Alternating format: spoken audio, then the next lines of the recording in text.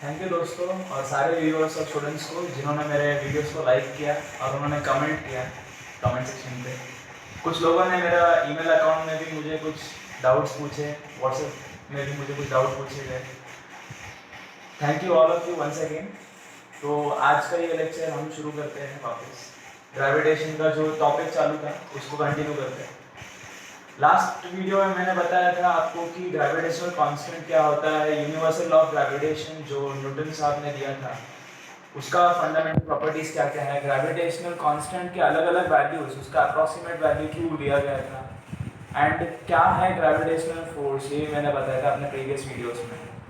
तो मुझे एक जन का सवाल आया था व्हाट्सएप में कि सर आपने कल बोला था कि ये जो ग्रेविटी है जो स्पेस में हम लोग है माइक्रो ग्रेविटी यूज़ करते हैं होता है जिससे जो एस्ट्रोनॉट्स है they just float, they do not get stuck up. उन लोग अपने फिंगर टिप्स में उनसे डबल ट्रिपल वेट्स को भी हाथ से हाथ में खेल सकते हैं, ऐसा आपने बोला था। तो ऐसा क्या हो सकता है कि अगर हम लोग समझो हम लोग अभी अर्थ में हैं and I am just making an apple to fall from at a certain height to the ground surface of the earth। तो ऐसा क्यों होता है सर कि Apple attracts the earth but earth doesn't attract the Apple? ये पहला question उन्होंने पूछा था, बहुत स्ट्रेंज सवाल था उनका। सेकेंड सवाल उन्होंने ये पूछा कि सर अगर ऐसा है अर्थ के पास ग्रेविटी की वजह से अगर उस एप्पल को पुल किया जा रहा है, इसकी वजह से उस एप्पल का मास हमें मालूम नहीं पड़ रहा, तो why do the moon in the space does not attract the earth, does not fall on earth? ऐसे क्यों होता है? ये दो कोरिलेटेड सवाल उन्होंने मुझसे पूछे थे। एक्चुअली ये सवाल जिसने पूछा था उसका नाम था राहुल एंड उन्होंने ये स्ट्रेंज सवाल पूछते पूछते आखिर में बहुत सारे क्वेश्चन मार्क डाले थे। अच्छा भी लगा मुझे देख के कि उन्हें ऐसे सवाल आया। थैंक यू एंड मैं आज उसका आंसर देना चाहता हूँ। सबसे पहली बात जो उन्होंने मेरे को बोला कि एक एप्पल को उन्होंने लिया, एक सर्टेन हाइट से उन्होंने फेंका नीचे, अर्थ सरफेस में डायरेक्टली वो गिरता है without any mass acting on it, सिर्फ ग्रेविटेशनल पुल होता है वहाँ पे, जहाँ पे फ्री फॉल जो उनका कॉन्सेप्ट मैंने सिखाया था वो सिर्फ एक्ट हो रहा है। तो उन्होंने सबसे पहले जो सवाल पूछा था कि ऐसे क्यों होता है कि अर्थ की ग्रेविटी के कारण सिर्फ can apple only attract earth, why can't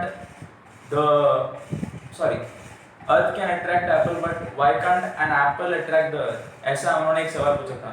तो कल मैंने एक जो ग्रेविटेशनल कांस्टेंट में आखिरी में जब मैंने बोला था कि व्हेन एन ऑब्जेक्ट, समझो ये ऑब्जेक्ट ए है और ऑब्जेक्ट बी है हमारा, अगर ये एक force A imposes a force on B, अगर ये होता है तो मैंने ये बोला भी था कि इसके ऑपोजिट वाले दिशा में भी आ सकता है, B can also impose an force on A which is equal and opposite। मैंने कहा था मतलब f of a to b is equal and opposite to f of b to a।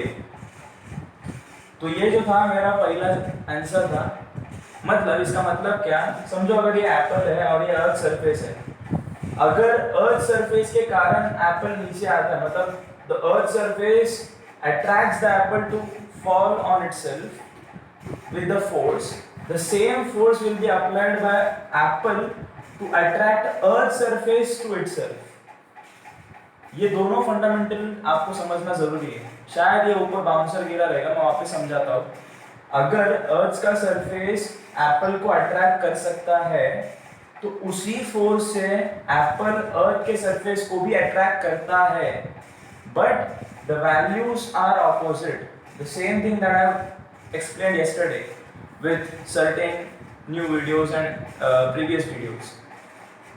ये एक पहला सवाल होता है उनका।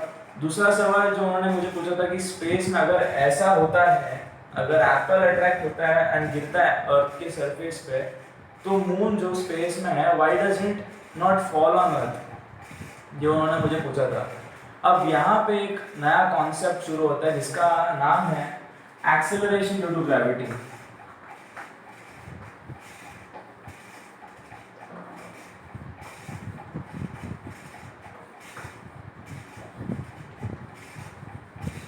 ये टॉपिक में बढ़ने से पहले मैं एक बात बताना चाहता हूँ मेरे पूरे व्यूअर्स और स्टूडेंट्स को कि जो उन्होंने क्वेश्चन मुझसे पूछा था कि मून क्यों गिरता नहीं है अर्थ पे, या फिर पूरे सोलर सिस्टम में सन सेंटर में उनके पास सबसे ज़्यादा ग्रेविटेशनल पुल रहेगा, तो सारे प्लैनेट्स गिरते क्यों नहीं है।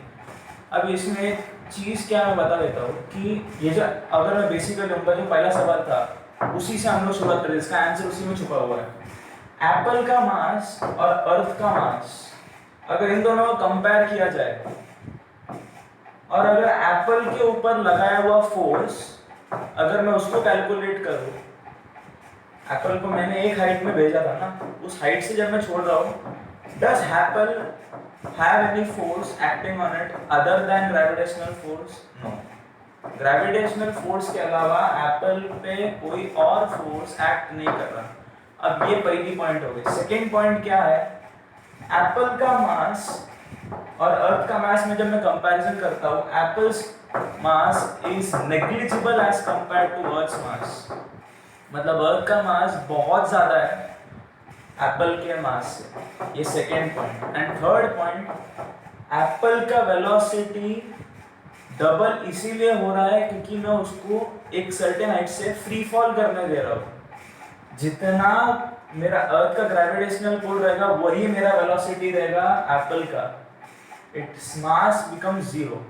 लेकिन अगर वो मून के तरफ मैं लेके जाऊँ, moon is revolving around the earth with certain velocity and speed. मतलब अगर वेलोसिटी अगर मून का भी जीरो होता, अगर उस पर कोई मैं फोर्स नहीं डालता, अगर मैंने उसको बोला भी नहीं कि तू रिवॉल्व मत हो, if suppose it happens कि moon does not revolve around it, just stays at a particular stationary position with no mass acting same as apple in this case, अगर उसका भी वैसा कंडीशन होता तो of course moon will also fall on earth, but here moon is revolving around the earth with certain given velocity or speed, hence it does not fall on earth but it attracts with a force, which means it stays or be stable at a particular orbit. Moon एक particular orbit में ही घूमता है, उस orbit के बाहर भी नहीं जा रहा, उस ऑर्बिट के अंदर भी नहीं आ रहा है। ये इसीलिए हो रहा है क्योंकि वह फोर्स दोनों जगह से एक्ट हो रहा है, अर्थ से मून की तरफ भी जा रहा है और मून से अर्थ की तरफ भी जा रहा है। तो राहुल साहब, शायद आपका ये डाउट क्लियर हुआ रहेगा। अगर नहीं हुआ रहेगा, बाकी सारे व्यूअर्स को मैं बोल रहा हूँ, आप मुझे बोल सकते हो, मैं वापस आपको समझा दूंगा एक चीज़ के बारे में। तो आज का ये टॉपिक है एक्सेलरेशन टू ग्रेविटी, इसके ऊपर हम लोग आगे बढ़ते हैं। कल जो मैंने सिखाया था ग्रेविटेशनल कांस्टेंट, इसके बारे में आपको कोई डाउट कुछ होगा नहीं ऐसा समझता हूँ। तो अभी ग्रेविटेशनल कांस्टेंट के आगे न्यूटन साहब ने और क्या बताया था। एक्सेलरेशन, जैसे मैंने अभी बताया, मून क्यों अट्रैक्ट नहीं होता, वेलोसिटी के कारण। एक्सेलरेशन ड्यू टू ग्रेविटी का मतलब क्या होता है, समझो कोई भी एक सैटेलाइट है, समझो ये एक सैटेलाइट है,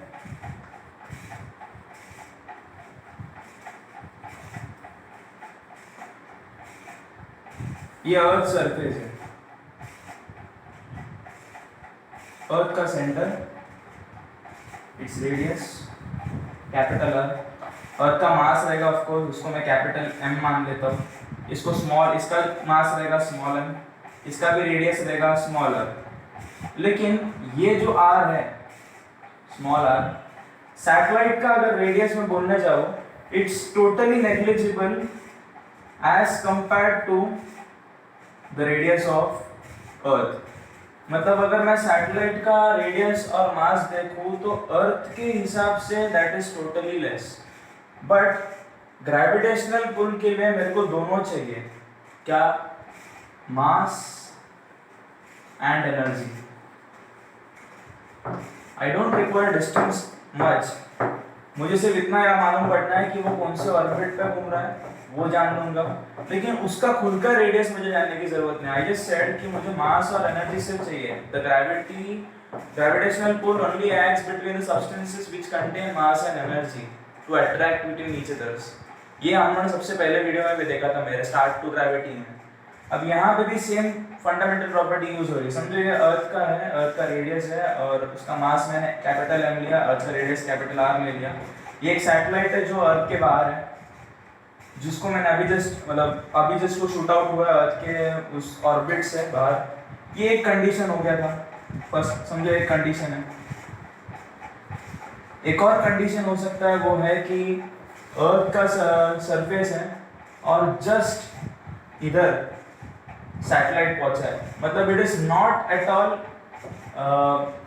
beyond the earth orbital surface, मतलब आखिरी जो लेयर रहता है एक्सो लेयर, उसके बाहर अब भी जस्ट निकला है, मींस अभी भी ग्रेविटेशनल पुल सैटेलाइट पे अर्थ का बहुत ज्यादा है। This is second condition. ये दो कंडीशन हम लोग देखेंगे अभी, एंड इसका ये कंडीशन देखने का मतलब क्या है कि अर्थ का ग्रेविटेशनल पुल कितना दूर तक रहेगा और कितना विकसित रहेगा, उसके वजह से क्या होता है।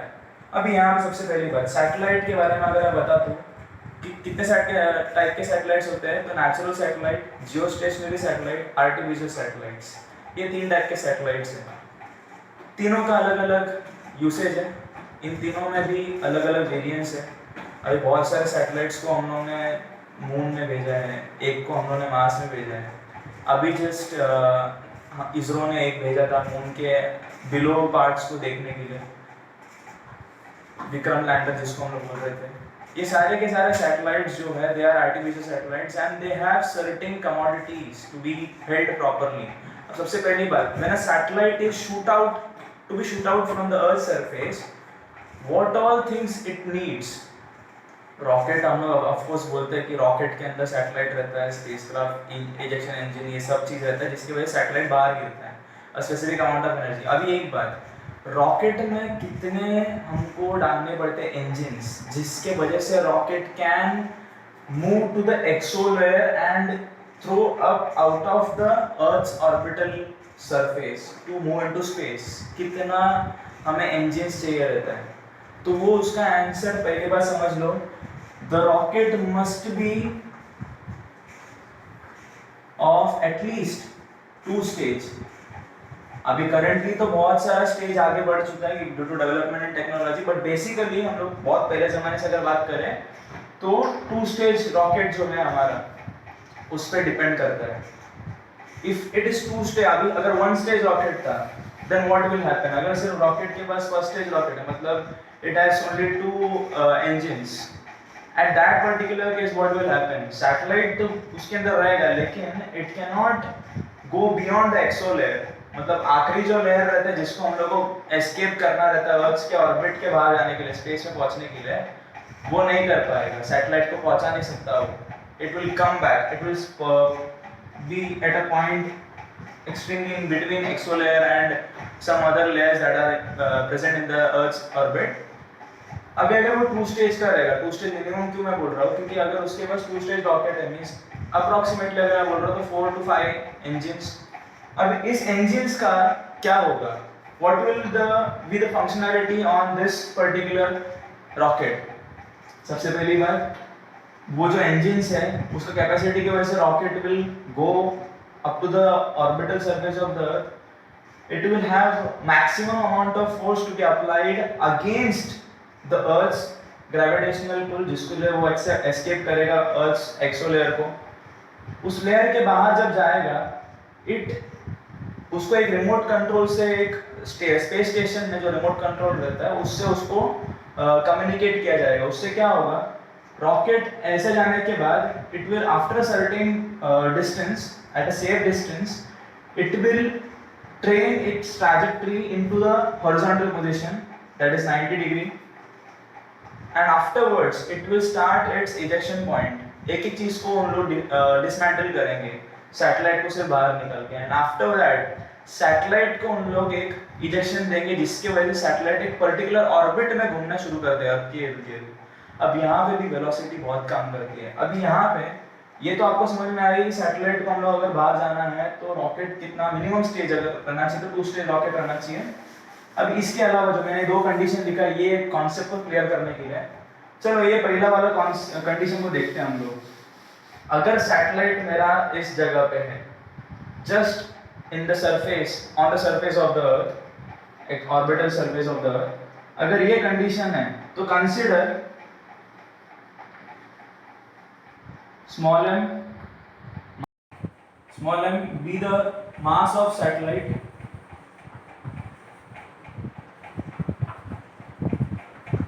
and अगर मैं बोलूँ तो small r be the radius of satellite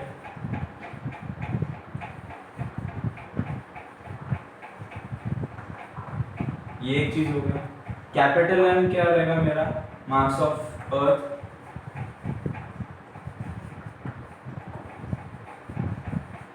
capital R radius of अर्थ,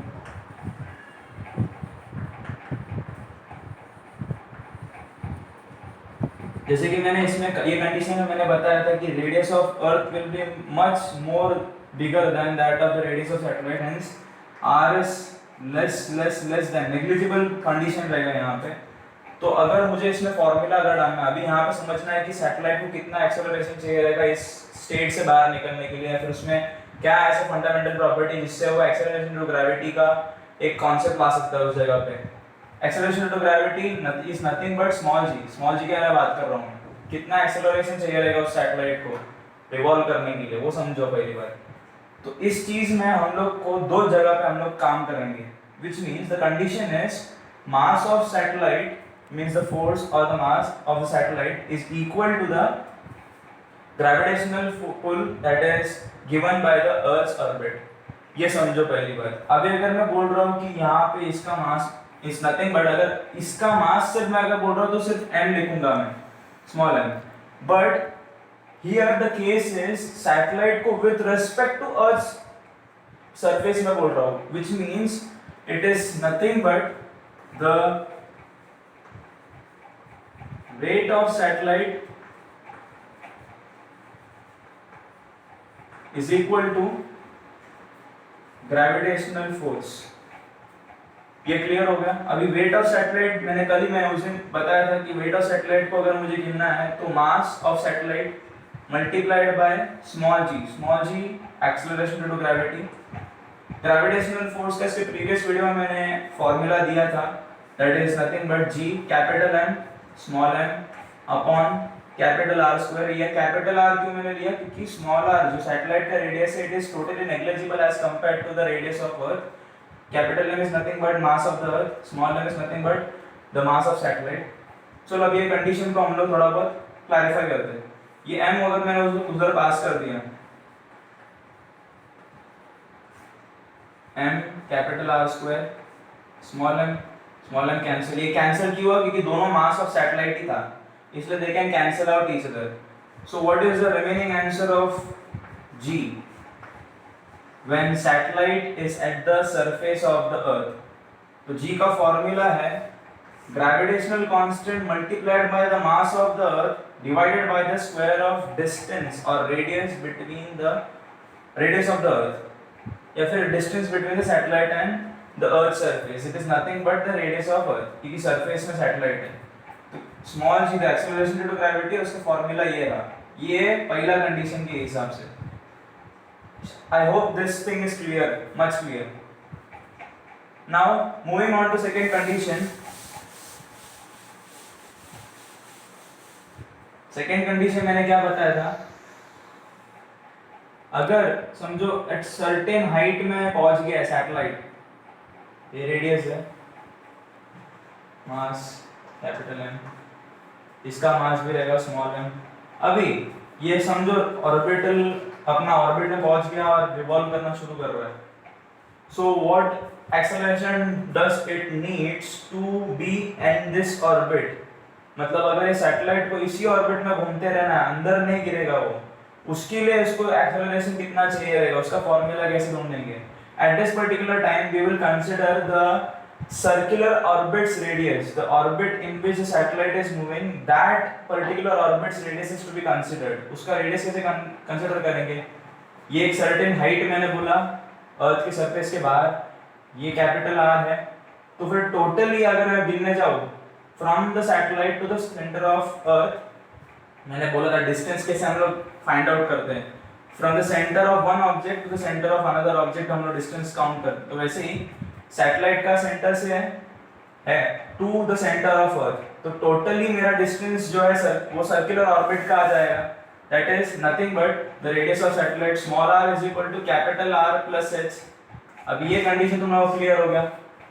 इसके पहले जैसे मैंने बताया small m mass of satellite, capital M mass of earth, capital R radius of earth, h यहाँ पे सिर्फ एक एक्स्ट्रा क्वांटिटी है, h height at which satellite is positioned,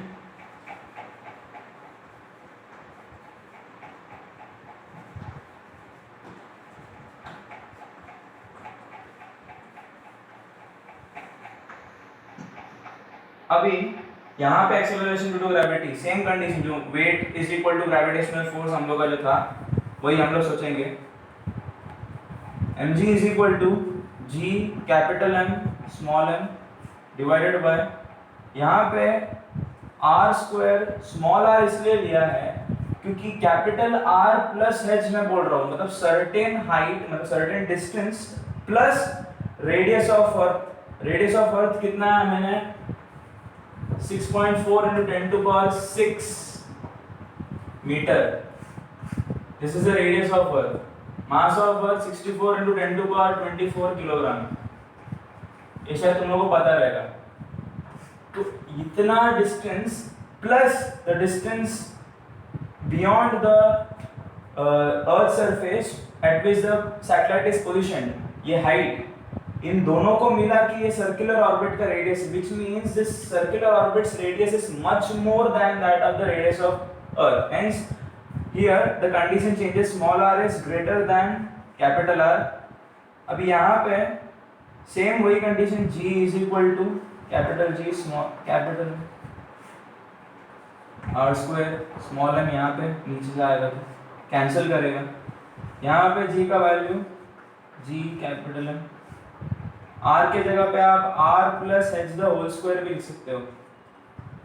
मैं इसको ऊपर लिखता हूँ, विजिबल नहीं रहेगा शायद। Small g is equal to g capital M upon r plus h the whole square. यह मैंने क्यों लिखा, क्योंकि r is equal to r plus h मैंने बताया था। तो ये जो है g, it is the acceleration due to gravity that must be present in the satellite when the satellite is at certain height above the surface of earth। gs का value क्या था मेरा, जब वो सैटेलाइट सरफेस में, gs में क्यों रखा, उस सरफेस में अगर सैटेलाइट रहेगा तो उस टाइम उसका वैल्यू कैसे ढूंढेंगे, with respect to the radius of earth and mass. तो ये दोनों क्लियर है तुम लोग को शायद। एक्सेलरेशन ड्यू टू ग्रेविटी में आज मैंने जो बताया ये क्लियर है शायद।